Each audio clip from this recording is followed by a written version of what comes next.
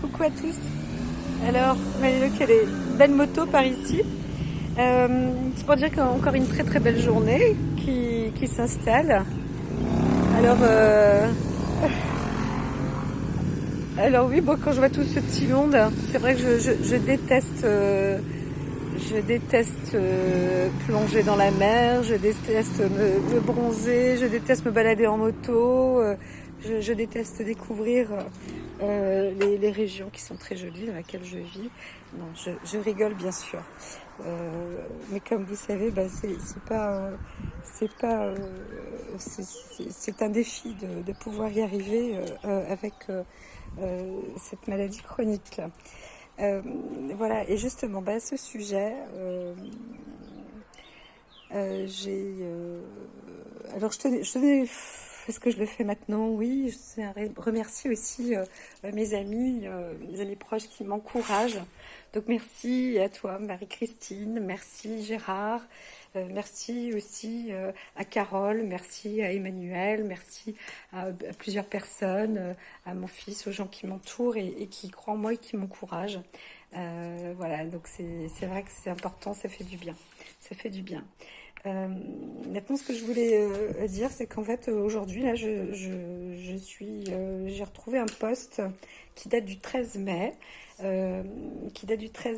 Allô docteur, donc l'intitulé, c'est Maladie de Lyme, et si on faisait le point d'interrogation. Donc, alors il y a un infectiologue strasbourgeois, enfin vosgien en tout cas, c'est sûr, qui donc explique un petit peu et qui a témoigné sur la maladie de Lyme. Je trouve que c'est plutôt sympathique. Cette émission a duré à peu près, dure à peu près 25 minutes. Et, euh, et combien? Donc j'ai regardé parce qu'il a écrit un bouquin. Je n'ai pas acheté son livre, mais j'ai recherché un peu et puis j'ai vu que bon, bah, les critiques sont ultra mauvaises. Et c'est ça qui est étonnant. Je me demande, je me dis waouh, pourquoi? Pourquoi pas aussi? Mais personnellement, j'ai trouvé que l'émission était assez clair. C'est pas facile hein, de pouvoir exposer cette maladie la plus simplement possible, la plus brièvement possible, etc. Maintenant, moi, je me suis permise, alors je verrai bien, encore une fois, parce que j'ai fait ça aussi avec un médecin, j'ai appelé qui était de grande renommée, et impossible d'avoir de rendez-vous avec lui, impossible d'avoir une communication de quoi que ce soit. C'était presque limite, on me disait qu'il n'existait plus dans les services, enfin c'était, je ne comprends pas. Bon bref, alors là je me dis, ben, on va voir avec celui-ci, cet infectiologue, qui n'a pas l'air d'être super réputé non plus, mais il est passé donc à cette émission et je l'ai trouvé assez sensé, assez simple. Je ne le vois pas porter de jugement non plus. Et je me dis, bon, bah, ils sont plus ou moins, oui et non, novices ou pas, enfin peu importe. En tout cas, je n'ai pas entendu dire qu'il met en doute la maladie chronique. Par contre, voilà, je l'ai contacté. Moi, j'ai envoyé un mail pour l'instant, parce que nous sommes dimanche aujourd'hui. Euh, mais voilà, je me suis dit, bah, tant qu'à faire, je recommence aussi. Je vais appeler, contacter ce médecin. Parce que moi, j'ai contracté, peut-être que j'ai contracté la maladie de Lyme déjà entre 7 et 8 ans. Et ensuite, il y a eu des formes de maladies grippales, etc. Donc, on a vu que c'était l'arthrose juvénile. Je ne veux pas m'exposer là-dessus. Mais donc, voilà, je lui ai envoyé un tout petit topo, mais vraiment pas grand-chose, pour lui proposer donc d'obtenir un rendez-vous, une consultation et d'échanger avec lui parce que effectivement si on guérit de la maladie de Lyme, il n'y a aucune raison que les personnes malades ne le soient pas et guéries. Et donc, même avec des rémissions, etc. Donc, il y avait en plus une personne qui témoignait de la neuroborréliose. Euh, Ben voilà, et c'est vrai que ben, les symptômes, hein, tout ça, effectivement, semble quand même assez juste. Ils sont pas exposés non plus dans les détails, et moi non plus, je vais pas exposer, mais je l'ai trouvé intéressant. Donc si vous voulez aussi regarder ce post, je vais le mettre en lien. Et, euh, et puis voilà, c'est tout pour l'instant, c'est tout. J'attends en tout cas d'avoir des nouvelles.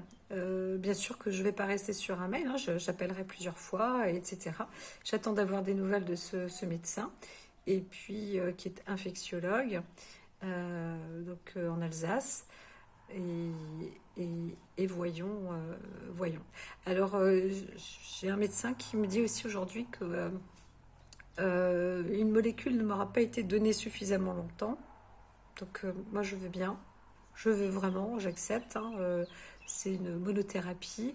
Après, j'entends parler d'une bithérapie. Moi, j'ai eu une quadrithérapie. Pour l'instant, hein, je n'ai pas encore fait le point, fait le tri, moi, de mon côté. Euh, Exactement les types de médicaments que j'ai pris, les symptômes, etc. C'est écrit, mais il faut que je le fasse au propre, il faut que je relise, que je revoie tout ça. Et voilà. Et puis j'ai commandé aussi un livre d'une naturopathe, donc comme je disais Judith, je ne sais pas comment, je ne l'ai pas encore lu du tout. Judith Alberta, voilà, qui donne des solutions de Lyme. Alors il y a, entre autres, juste en ouvrant, j'ai vu qu'il y avait la rose séphine qui a été proposée. Alors, je ne sais pas pourquoi elle l'a vraiment mis en copie. Ceci étant, elle parle, je crois, donc du docteur Horowitz, parce que c'est l'un des seuls qui parle de cette molécule. Moi, j'étais un peu effrayée quand le médecin de Paris m'a proposé justement de faire des injections. Et pourtant, j'ai eu 5 litres d'antibiotiques déjà en Afrique. On ne savait pas ce que c'était. Encore une fois, je crois que je l'ai déjà dit, hein, dans un post. Euh, les médecins pensaient que c'était la malaria, et en fin de compte, ils ne savent pas du tout de quelle bactérie, parasite il y avait, c'était. Donc j'étais 3 jours dans le coma. Avec 5 litres d'antibiotiques en injection, bien évidemment. Voilà. Donc, voyons voir, parce que s'il faut que je fasse des injections, par exemple d'antibiotiques, euh, pourquoi pas? Pourquoi pas? Si c'est ça qui va guérir. Mais comme dit, j'ai déjà eu 5 litres d'antibio, ce qui n'est pas rien. Ce qui n'est pas rien. Donc, il y a eu, c'est mélangé avec du sérum et tout, mais quand même, 5 litres. En 24 heures. Et donc, 72 heures restées comme ça, dans une forme de coma. Voilà, donc ils m'ont sauvé la vie, hein, quand même aussi, en Afrique. Et puis, donc ça date de 2006. Euh, donc il y a une quinzaine d'années. Et puis bah, j'attends, moi, de voir quel médicament va me soigner. Alors ce que j'ai apprécié, encore une fois ici, c'est pour moi personnellement, c'est qu'il parle de radicularite ou radiculaire. En fait, c'est une atteinte, hein, de la moelle et des nerfs, en fait, des nerfs, je crois, voilà, des nerfs rachidiens. Et là, c'est pareil, moi j'ai eu là une dernière IRM où on voit effectivement qu'il y a des kystes, mais bon, ben, ça reste bénin. Alors moi, je cherche pas un cancer, je cherche pas de cancer. Et le pire, c'est que voilà, le neurologue ne regarde pas les IRM.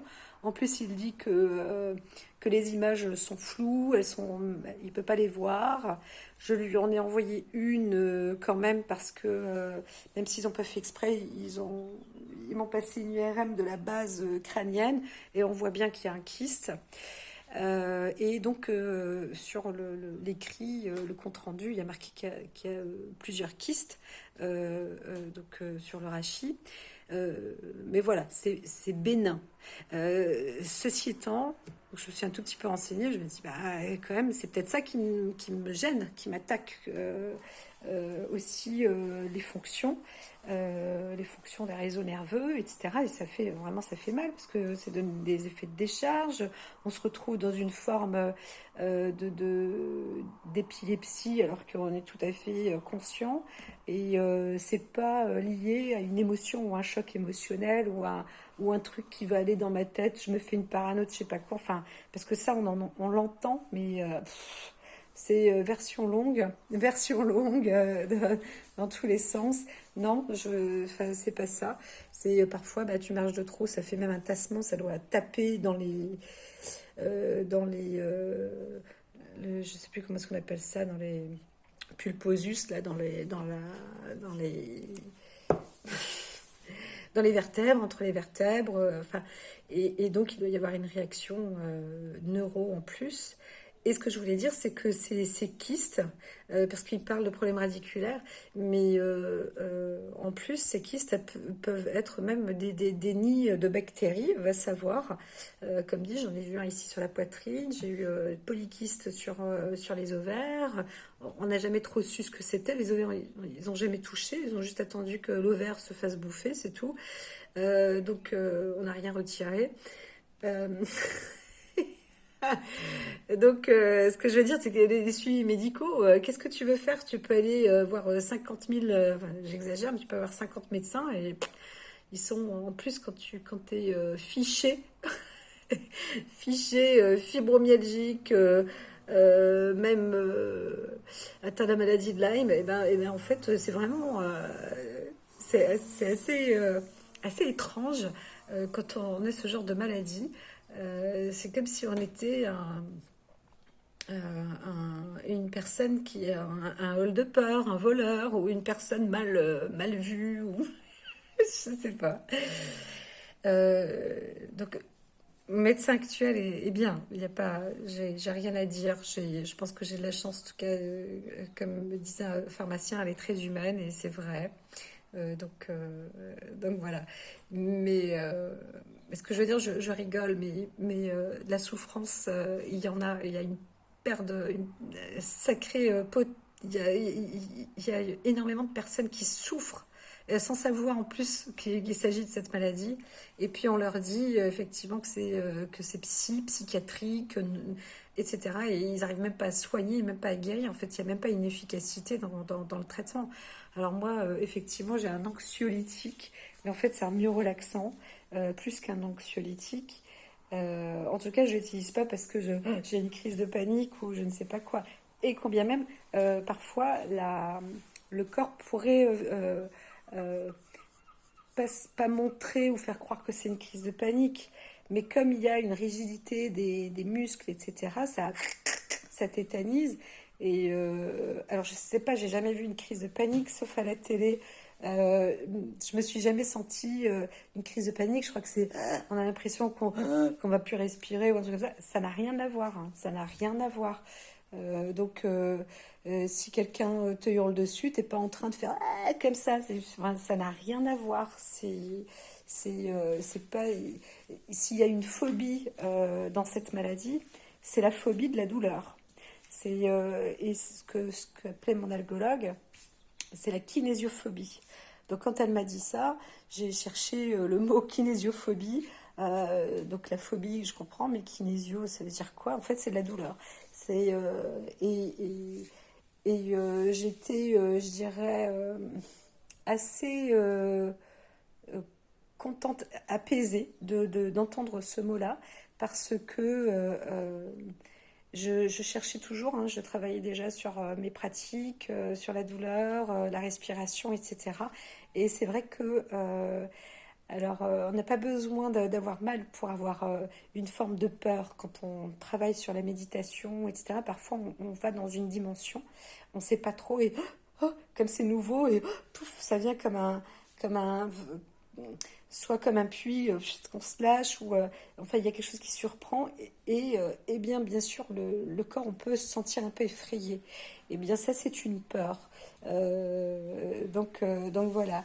Et bien pour ne pas avoir peur, c'est d'être en confiance. On est ici, on est là, maintenant, etc. Et la douleur, avoir peur de la douleur, c'est terrible. Parce que c'est vrai que rien que le fait de bouger le petit doigt engendre de la douleur. Euh, Maintenant, pour moi, c'est ponctuel. Ça m'arrive quotidiennement encore, quasiment. Par contre, ce médicament, l'alprazolam, m'aide assez rapidement enfin, à ce que les muscles se détendent. Ça veut dire qu'ils deviennent plus durs, comme du à me tirer jusque dans les extrémités des tendons. Et vraiment, ça fait super mal parce que ils vont se déchirer, quoi. Je, je, je, je le sens encore, hein. Si je tire mon bras, si je tends mon bras, là, j'y arrive, mais j'ai mal. J'ai vraiment mal. J'ai mal dans les insertions des tendons. Donc, si je porte quelque chose, même une tasse à bout de bras, ça me fait mal. Et parfois, bah, ça s'amplifie encore. Et donc, il y a des réactions comme ça du corps où on ne sait pas. Soit il se fait attaquer. Ça m'arrive souvent de sentir un peu de courant, mais aussi, je le crois fermement, qu'il s'agit bien d'attaques bactériennes. Donc, je suis pas sûre d'avoir des séquelles. Je suis assez certaine que je suis encore envahie de bactéries qui, pour l'instant, je dirais, me laissent plus ou moins tranquille. Euh, mais euh, mais c'est reculer pour mieux sauter. Et, et donc voilà, moi je garde espoir parce que, alors, il y a, paraît-il, il y a plusieurs médicaments que je n'aurais pas essayé. C'est, c'est quand même lourd. Mais franchement, toutes ces personnes que vous êtes qui ont des douleurs multiples et on ne sait pas trop, on vous dit que c'est la fibromyalgie. Euh, Et je vous incite vraiment à oser vous exprimer, oser le dire, ou écrivez ou postez quelque chose. Enfin, allez-y, ouvrez-vous.